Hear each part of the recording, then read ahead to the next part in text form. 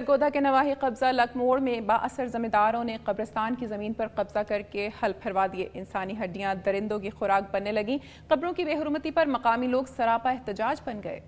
لک، ماڑی، اجنالہ، اوتیاں، بونگا، سکیسر اور جورا سمیت 7 گاؤں کا مشترکہ قبرستان 123 کنال رقبے پر مشتمل ہے۔ قبرستان کے 80 کنال رقبے پر مقامی ذمہ داروں الایار، رمضان وغیرہ نے قبضہ کر کے اپنا ڈیرا تعمیر کر رکھا ہے۔ مزید رقبے پر قبضے کی کوشش میں بااثر زمینداروں نے قبرستان پر حل چلوا دیے۔ مقامی لوگوں کے احتجاج پر الٹا انہی کے خلاف مقدمہ درج کروا دیا گیا اور ملزمان کے خلاف کوئی کارروائی نہیں کی گئی۔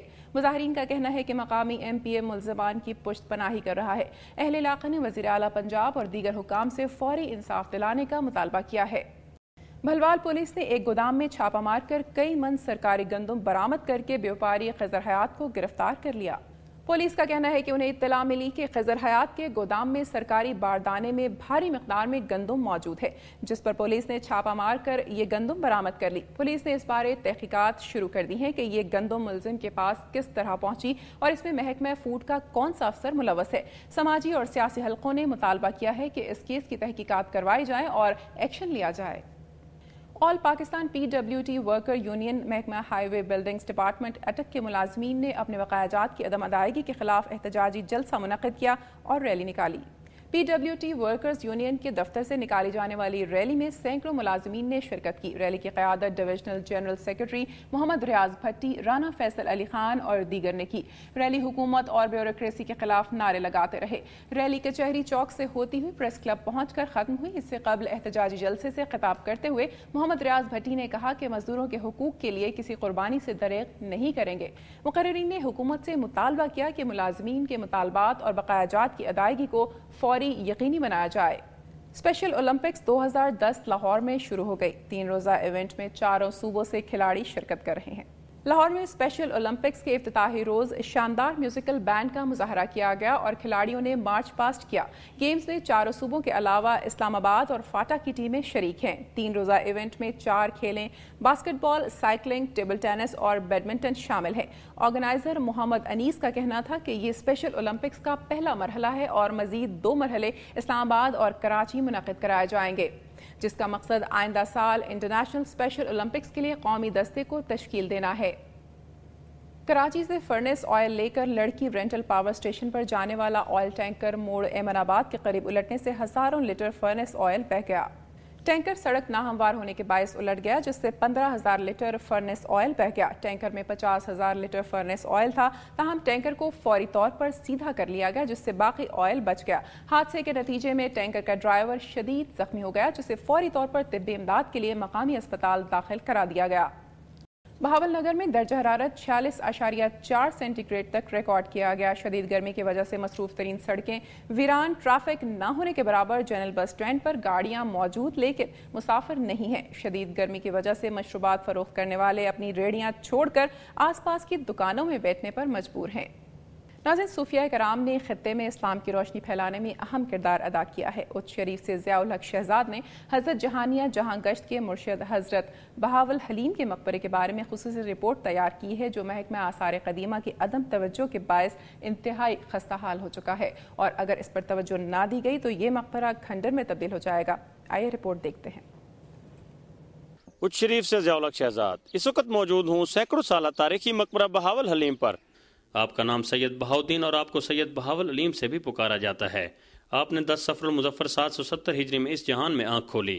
ابتدائی علم اپنے والد گرامی سے حاصل کرنے کے بعد قرآن پاک کا حفظ آپ نے اپنے استاد حافظ نور الدین سے کیا۔ متقی پرہیزگاری بچپن سے عیاں تھی۔ چھوٹی عمر میں ہی آپ نے کئی علوم پر عبور حاصل کر لیا تھا۔ مکہ المکرمہ اور مدینہ منورہ میں بھی درس لیتے رہے اور روضہ اقدس پر بھی کافی عرصہ خاک روبی کی۔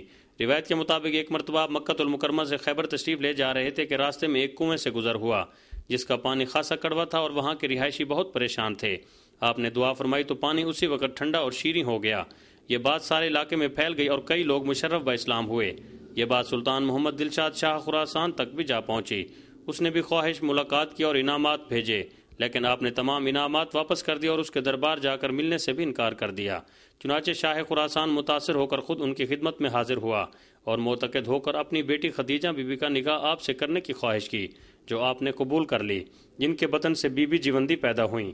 آپ نے اچ شریف میں علم کی عظیم درسگاہ پر درس و تدریس سے پوری دنیا سے آئے لوگوں کو نہ صرف منور با اسلام کیا بلکہ انہیں کئی علوم بھی تدریس فرمائے۔ آپ نے درویش کی زندگی اپنائی اور شاہانہ طرز زندگی کو نظر انداز کیا۔ آپ کے ہاں کوئی بھی بھوکا نہ جاتا اور ہر وقت لنگر جاری رہتا تھا۔ آپ نے کئی کرامات سے لوگوں کو وحدانیت کی طرف مائل کیا۔ آپ نے 860 ہجری میں وفات پائی۔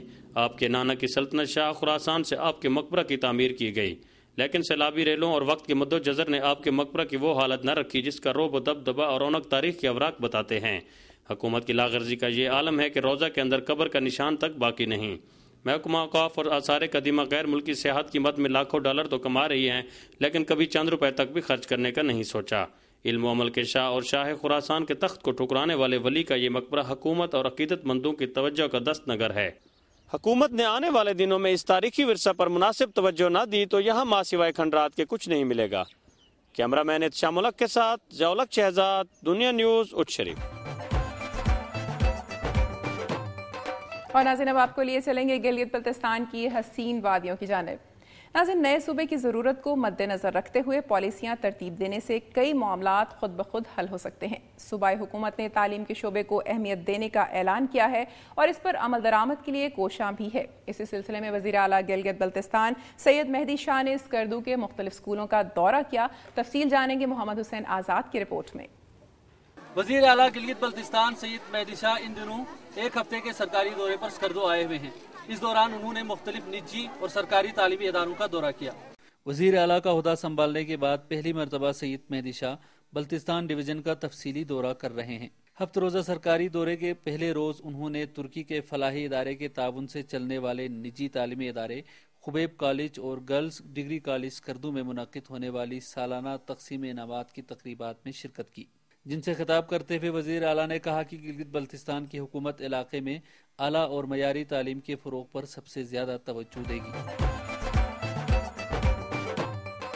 مظفر آباد میں گورنمنٹ گرلز مڈل اسکول کی ٹینٹوں میں زیر تعلیم سینکڑوں طالبات نے کلاسوں کا بائیکاٹ کیا اور اسکول کی عمارت کی تعمیر میں تاخیر کے خلاف نعرے بازی کی۔ طالبات کا کہنا ہے کہ 5 سال پہلے لگائے گئے خیمے اب بوسیدہ ہو چکے ہیں، جن میں گرمیوں اور بارش کے دوران تعلیمی سرگرمیاں جاری رکھنا مشکل ہے۔ 8 اکتوبر 2005 کے زلزلے کے دوران متاثرہ علاقوں میں ہزاروں اسکول تباہ ہو گئے تھے، جن میں سے اکثر تاحال تعمیر نہیں ہو سکے۔